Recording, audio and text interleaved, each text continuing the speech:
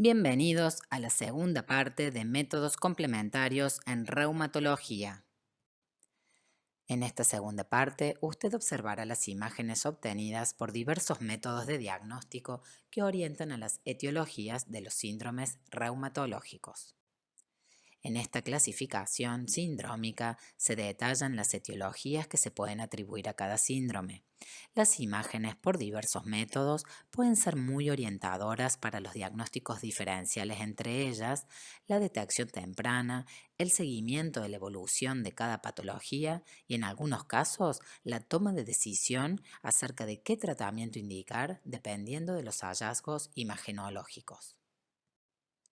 Revisaremos ejemplos prácticos en los que hoy se indican estos métodos de diagnóstico por imágenes: la radiografía, tomografía computada, resonancia magnética, ecografía de partes blandas, ecografía angiopower Doppler articular, centellografía ósea y la capilaroscopía.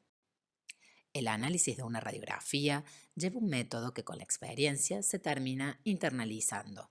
Este método incluye la observación minuciosa de las imágenes siguiendo un orden que no deje afuera ninguna estructura que está en la imagen. Estas estructuras en el caso de la lectura radiológica son los tejidos blandos periarticulares, en donde uno puede observar el tejido celular subcutáneo inflamado, tenosinovitis localizada o difusa, derrame articular, cuerpos extraños, calcificaciones que pueden estar ubicadas en tejidos blandos sobre los ligamentos, tendones, entesis, vasos o la calcinosis muscular.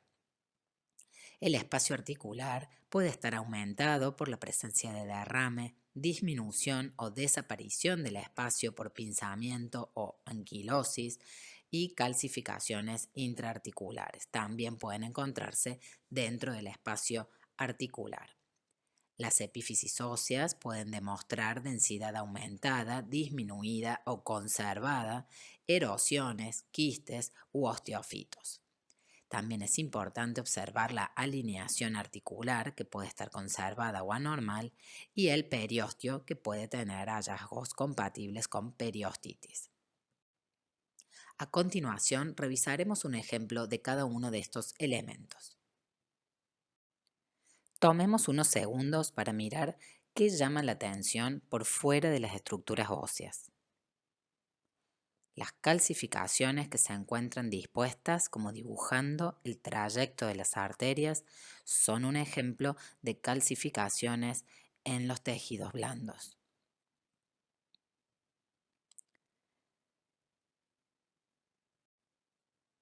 A esta señora le dolía el talón, es decir, padecía una talalgia de larga data. Se le solicitó una radiografía del pie de perfil para ver si se trataba de la presencia de un espolón, pero en su lugar había una enorme calcificación. Para saber si estaba o no adherida al calcáneo y organizar la conducta quirúrgica, se solicitó una tomografía computada con reconstrucción 3D. La calcificación fue extirpada sin necesidad de tocar el hueso calcáneo. Observemos las caderas, es decir, las articulaciones coxofemorales. Puedes detectar que se ha borrado el espacio articular en casi la totalidad de la superficie entre el cótilo y la cabeza femoral. Quedan apenas unos 2 milímetros en la mitad externa. Este pinzamiento produce coxalgia, sobre todo al estar de pie y caminar, porque las caderas son articulaciones de carga. Se trata de un paciente con artritis reumatoidea severa que ha afectado estas articulaciones. Miremos las coxofemorales de este otro paciente. La posibilidad de comparar con la articulación contralateral es de muchísima utilidad. ¿Cuál es la coxofemoral que ha perdido la altura de su espacio articular? Es decir, ¿qué cadera muestra pinzamiento? Claramente el cartílago de la derecha ha perdido su altura. Esta es una de las manifestaciones radiológicas de estadios avanzados de la artrosis de cadera o coxartrosis. Junto con la sintomatología de dolor refractario, determina la conducta terapéutica que será el reemplazo articular o artroplastia. La radiografía de rodillas debe solicitarse de frente y de perfil para no perder detalles de las estructuras que en la radiografía de frente no se pueden observar, como son los bordes rotulianos. Observemos el incremento de volumen de algunos rebordes óseos. Estas excrescencias se denominan osteofitos y los pacientes las conocen en columna como picos del oro. Aquí vemos una paciente con sinovitis del tendón cubital, artritis crónica de ambos carpos con subluxación de apófisis estiloides, atrofia de músculos interóseos, subluxación y luxaciones de las metacarpos falángicas hacia el lado radial, con desviación de los dedos hacia el lado opuesto, que constituyen la clásica desviación en aleta de foca o desviación cubital. También podemos observar los dedos en cuello de cisne, con hiperextensión de la interfalángica proximal y flexión de la interfalángica distal del dedo meñique. Pacientes con manifestaciones típicas como las que vemos aquí del deterioro que produce la artritis reumatoidea pueden beneficiarse de la radiografía para evaluar la respuesta al tratamiento, aunque el diagnóstico clínico sea evidente. La presencia de erosiones confirma el diagnóstico, pero hoy en día se considera que el mismo sería tardío. Es decir, hay menores posibilidades de remisión a pesar del tratamiento si el paciente ya tiene erosiones radiológicas. La radiografía de pacientes con artritis reumatoidea puede ser normal en los primeros estadios y eso no descarta el diagnóstico. Aquí vemos una paciente con subluxación de la interfalángica distal, nódulos de Heberden en interfalángica distal y Bouchard en interfalángica proximal. Los nódulos se palpan como tumefacciones duras en las interfalángicas, pueden doler en estadios inflamatorios y luego permanecen asintomáticos por años. El diagnóstico clínico es compatible con artrosis y la radiografía sirve para definir si la artrosis tiene un componente erosivo o no.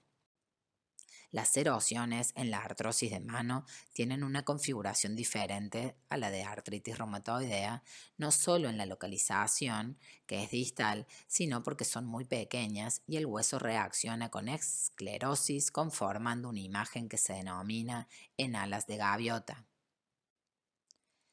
En desórdenes reuma y traumatológicos, la clínica es soberana. Aquí tenemos una paciente con rotación externa del pie, dolor intenso al apoyar, edema de tobillo tras un traumatismo. Se debe sospechar fractura de tobillo. Observemos las epífisis óseas. En la radiografía claramente se observan los dos trazos de fractura, en el peroneo y en el maleolo tibial interno. La experiencia y conocer los reparos anatómicos permiten el diagnóstico rápido. A veces no es tan simple y es necesario recurrir a la tomografía computada o a la resonancia magnética para confirmar trazos de fracturas que no son tan fáciles de detectar. Este paciente tuvo un traumatismo de carpo jugando al fútbol. En la radiografía se veía un trazo en el radio. ¿Este trazo corresponde a una fractura de carpo? Pues no, es cartílago de conjunción que se ve en menores que aún no han terminado su crecimiento óseo. La necesidad de conocer al paciente, sus datos de identificación y hacer la anamnesis es fundamental para leer correctamente las imágenes. La alineación articular también puede ser útil de valorar en varias posiciones. Observemos aquí minuciosamente cómo esta paciente de 70 años con artritis reumatoidea ha perdido la lordosis normal de la columna cervical. Debería describir una curva anterior continua, pero hay cierta rectificación en el sector medio de la columna. Esto no justifica su cefalea intensa a nivel occipital. Hay que seguir buscando. Pidiendo la radiografía en posición de flexión es donde además de comprobar la inestabilidad del sector medio de la columna que describe una retrolistesis, es decir, se corre hacia atrás, se puede evidenciar una subluxación atloidoxoidea en C1-C2 que sí produce la compresión del nervio que le está ocasionando la neuralgia por la que consultó. Una de las radiografías más solicitadas para estudiar en una sola imagen la alineación de toda la columna vertebral se denomina espinografía. Aquí podemos ver una escoliosis levoconvexa a nivel lumbar. Aquí también observamos una fractura vertebral con retrolistesis por traumatismo. Claramente está interrumpida la curvatura normal en columna dorsal y lumbar. La reconstrucción TAC en 3D ayudó a detectar trazos de fractura de vértebras contiguas que permitieron programar procedimientos quirúrgicos con más precisión. En esta radiografía se puede observar una artroplastia total de rodilla. Hay sospecha clínica de infección por dolor persistente. El primer paso es verificar aflojamiento. El cemento no muestra espacios o aire periprotésicos, lo que disminuye las posibilidades de este diagnóstico. ¿Puede sospecharse infección? Hay una línea muy sutil de periostitis que podría hacer pensar en una infección. ¿Puedes encontrarla?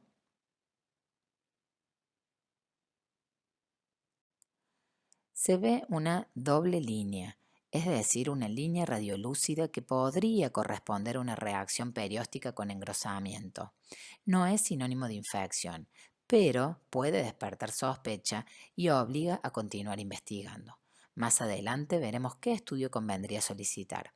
Ahora seguiremos con las indicaciones de la tomografía computada. La tomografía computada es un método que utiliza rayos X para obtener imágenes detalladas del cuerpo. Es útil en articulaciones complejas como los tobillos, sacroiliacas, esternoclaviculares, la columna y la pelvis. Sirve para detectar fracturas, tumores, luxaciones. Reemplaza a la resonancia magnética en pacientes con contraindicación para resonancia.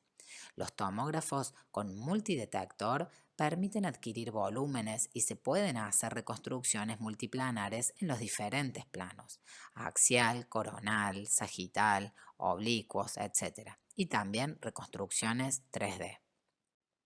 Aquí se puede observar una sutil subluxación del coxis y su reconstrucción en 3D.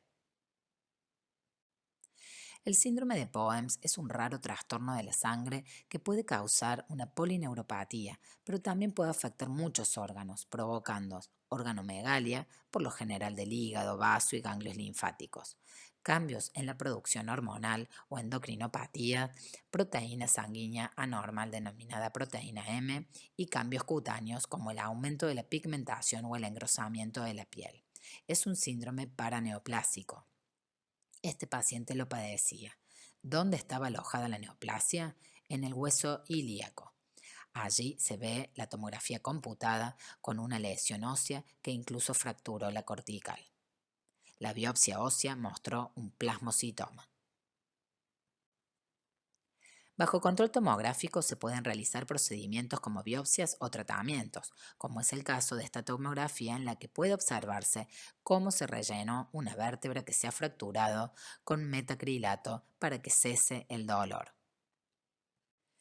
En la resonancia magnética se utiliza un campo magnético y ondas de radiofrecuencia para obtener imágenes detalladas de órganos y de las estructuras del cuerpo. No se utiliza radiación.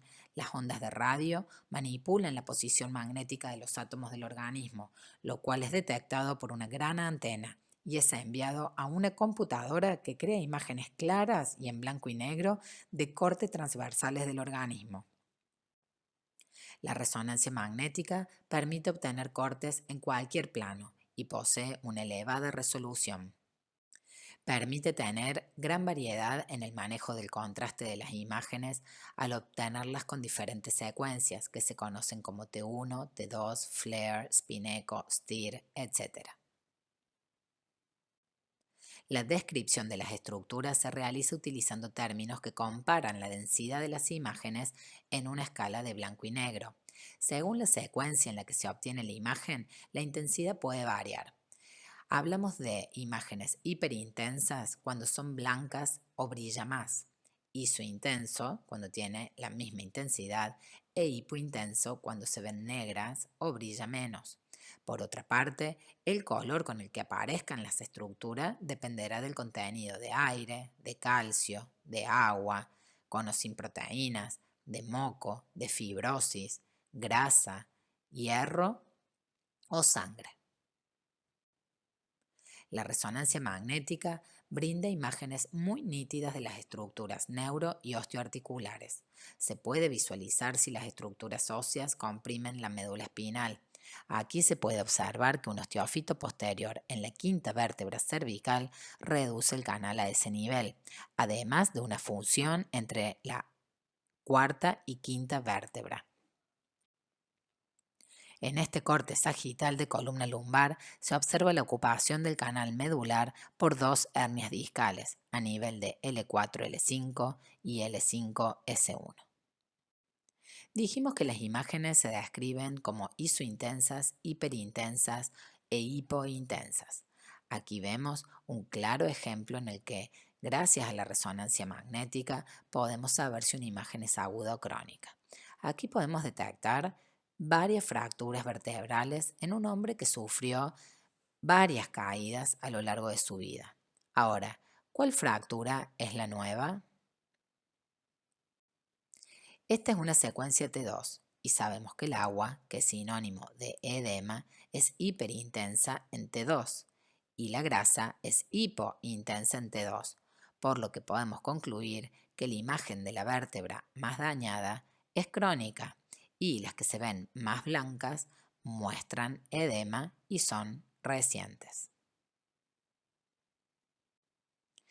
La resonancia magnética tiene indicaciones precisas para lesiones tendinosas, necrosis ósea, estrechamiento del canal medular, tumores de partes blandas, quistes como el de la imagen y la búsqueda de lesiones en articulaciones sacroiliacas.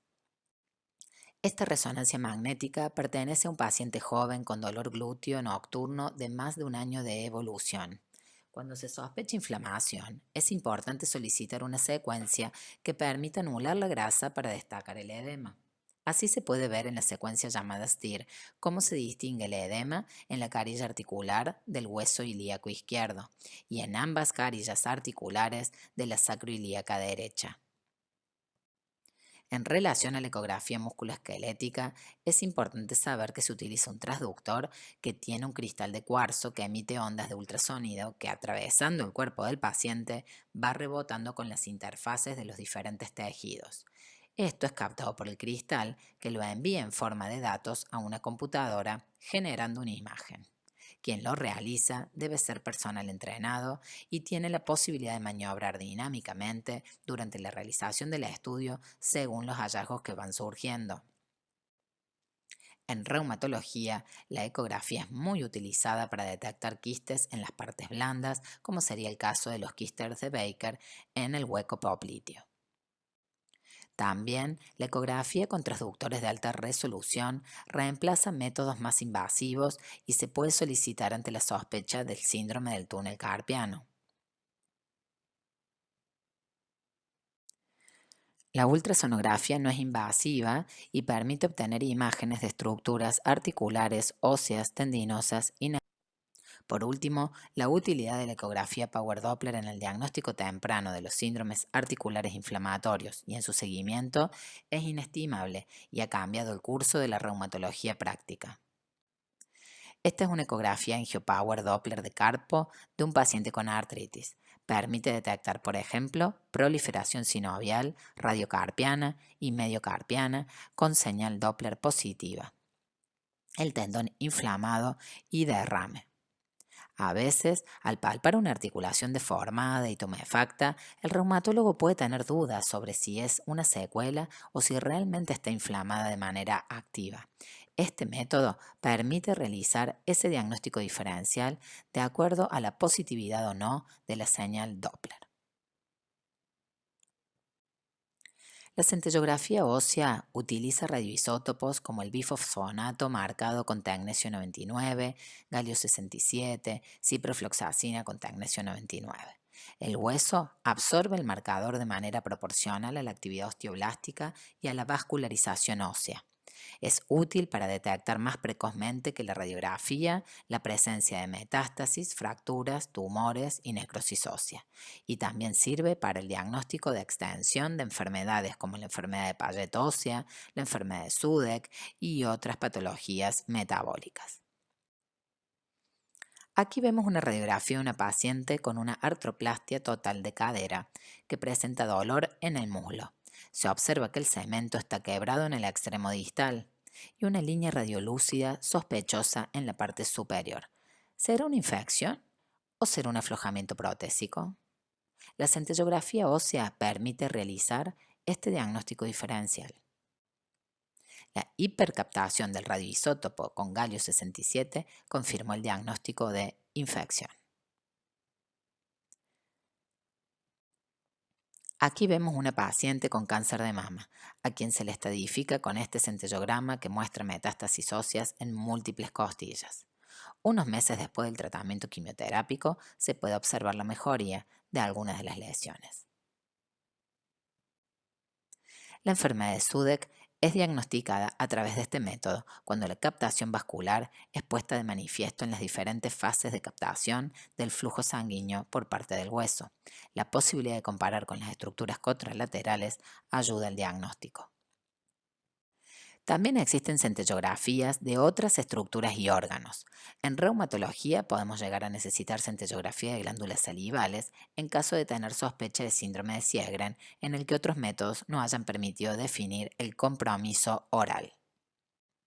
Por último, un nuevo método complementario recientemente incorporado a la práctica reumatológica es la capilaroscopía en pacientes con enfermedad o fenómeno de Raynaud. La vasoconstricción de los capilares y las arteriolas distales de las extremidades es indicación de una capilaroscopía diagnóstica, ya que permite diferenciar el fenómeno de Raynaud primario de un secundario a colagenopatías como la esclerosis sistémica o la dermatomiositis. La vasoconstricción prolongada lleva a úlceras digitales que pueden llegar a la necrosis de la falange si la misma se prolonga. La capilaroscopía permite visualizar a nivel de la cutícula directamente los vasos sanguíneos, como puede observarse en este video.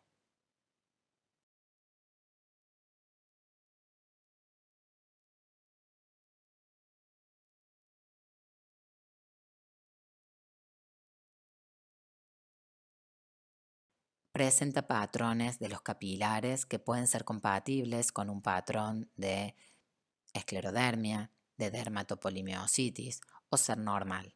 Sirve también para informar, de acuerdo a los detalles que encuentra el reumatólogo entrenado, el grado de actividad o cronicidad de la quelogenopatía de base, lo que puede orientar al esquema de tratamiento. Con esto hemos finalizado la segunda parte de los videos de métodos complementarios en reumatología. Muchas gracias por su atención.